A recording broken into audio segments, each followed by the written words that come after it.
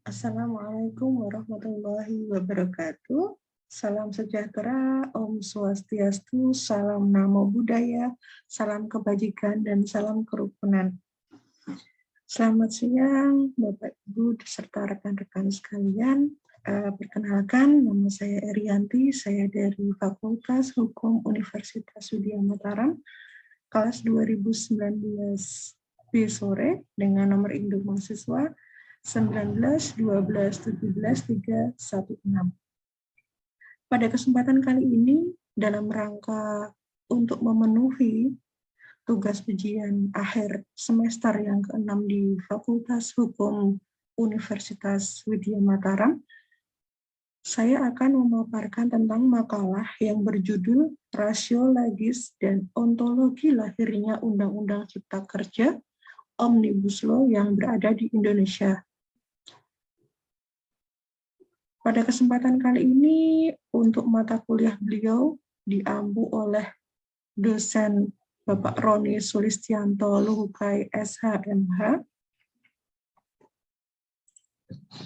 Pertama-tama, marilah kita panjatkan puji dan syukur kehadirat Allah Subhanahu wa Ta'ala, sehingga dengan rahmatnya beliau, saya dapat menyusun makalah ini dengan insya Allah baik ya. Dan kami haturkan kepada pihak-pihak yang telah membantu sehingga selesai untuk menyusun makalah ini. Dari judul tersebut, rumusan masalah yang diambil yaitu tentang bagaimana substansi pandangan rasiologis lahirnya Undang-Undang Cipta Kerja sebagai Undang-Undang Sapu Jagat. Yang kedua, bagaimana kolaborasi serta peran pemerintah terhadap dasar ontologi Undang-Undang Cipta Kerja berdasarkan cita-cita bangsa Indonesia. Pertama-tama, yang melatar belakangi terciptanya Undang-Undang Cipta Kerja Omnibus Law di Indonesia, yaitu pada tanggal 5 Oktober tahun 2020, DPR RI telah mensahkan Undang-Undang Cipta Kerja ditandatangani oleh Presiden Joko Widodo pada tanggal 2 November 2020 sebagai Undang-Undang Nomor 11 Tahun 2020 tentang Cipta Kerja. Undang-undang ini merupakan amandemen dari berbagai pasal dan undang-undang yang disatukan sehingga menjadi satu kesatuan, yaitu Undang-Undang Cipta Kerja.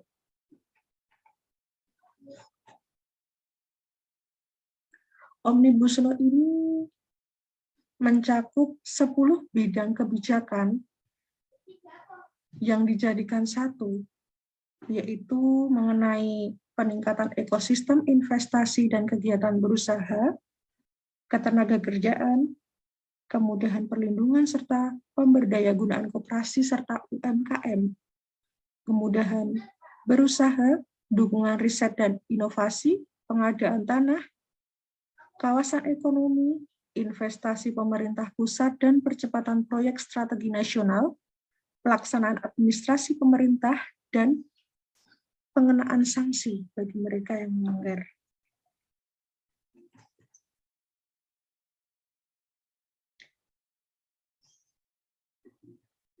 Dari hal tersebut, dapat disimpulkan bahwa dalam pembentukan peraturan perundang-undangan yang baik itu harus memenuhi kriteria sebagai berikut. Suatu undang-undang dikatakan dia itu memenuhi dengan fundamental cita-cita bangsa Indonesia, itu harus mengandung asas kejelasan tujuan, asas kelembagaan atau pejabat pembentuk yang tepat, sesuai proporsinya, asas kesesuaian antara jenis, hierarki, dan materi muatan. Kemudian asas dapat dilaksanakan, asas kedayagunaan dan kehasilgunaan, asas kejelasan rumusan, serta asas keterbukaan. Ternyata untuk Undang-Undang Omnibus Law ini sudah diterapkan di beberapa negara sebelum Indonesia. Ada tiga negara besar yang sudah menerapkan Undang-Undang Cipta Kerja.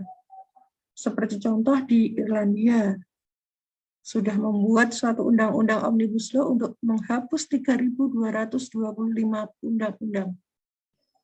Kemudian di Filipina telah menerbitkan The Omnibus Law Invest Code. Kemudian ada juga di negara Vietnam telah melakukan teknik pembuatan Omnibus Law dalam reformasi regulasi.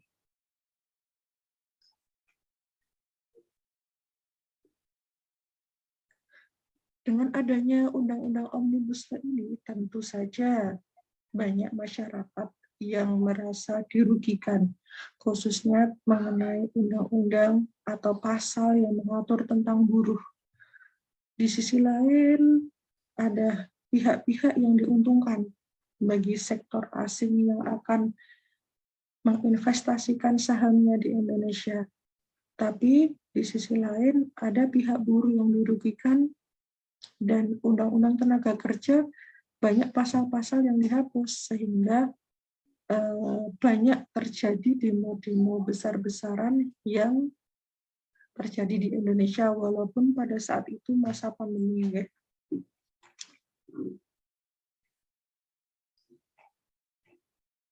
Kemudian, sebagai putusan Mahkamah Konstitusi atau MK tentang Undang-Undang Omnibus Law, bahwa MK itu mengabulkan sejumlah poin dalam judicial review Omnibus Law Undang-Undang Nomor 11 Tahun 2020, di mana undang-undang tersebut tidak sesuai konstitusi atau inkonstitusional.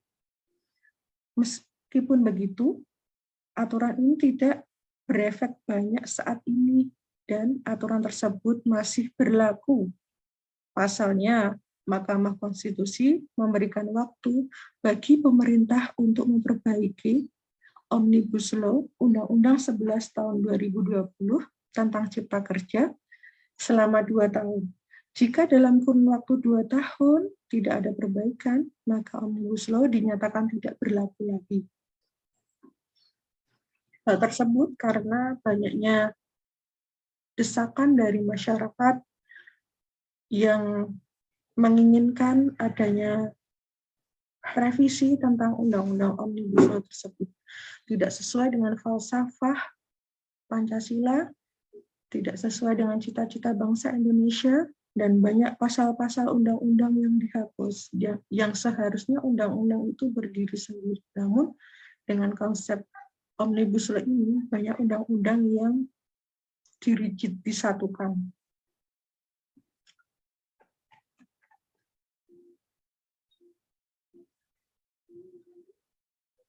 Adapun kelebihan dan kelemahan dari konsep Omnibus Law itu antara lain, yang pertama tentang kelebihannya dulu. Kelebihannya ada 6. Yang pertama, mengatasi konflik peraturan perundang-undangan secara cepat, efektif, dan efisien. Yang kedua, menyeragamkan kebijakan pemerintah baik di tingkat pusat maupun di daerah untuk menunjang iklim investasi. Yang ketiga, pengurusan perizinan lebih terpadu, efisien, dan efektif. Yang keempat, mampu memutus rantai birokrasi menjadi sederhana. Yang kelima, meningkatnya hubungan koordinasi antar instansi terkait karena telah diatur dalam kebijakan Omnibus Law Regulation yang terpadu. Dan yang keenam, adanya jaminan kepastian hukum dan perlindungan bagi pengambil kebijakan. Pemerintah dalam menetapkan Undang-Undang Omnibus Law tentulah memiliki andil, memiliki tujuan, yaitu untuk memberikan kesejahteraan bagi masyarakat, membuka lapangan kerja selebar-lebarnya, sehingga masyarakat dapat memperoleh pekerjaan secara merata. Di sisi lain, Omnibus Law juga memiliki kelemahan. Ada 2 kelemahan dalam terciptanya Undang-Undang Omnibus Law.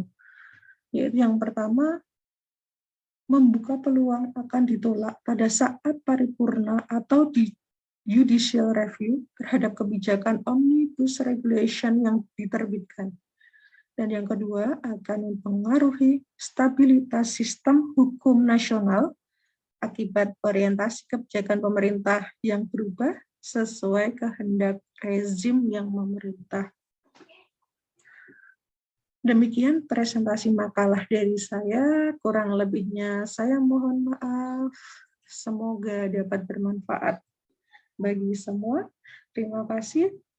Saya akhiri, billahi taufiq wal hidayah. Wassalamualaikum warahmatullahi wabarakatuh.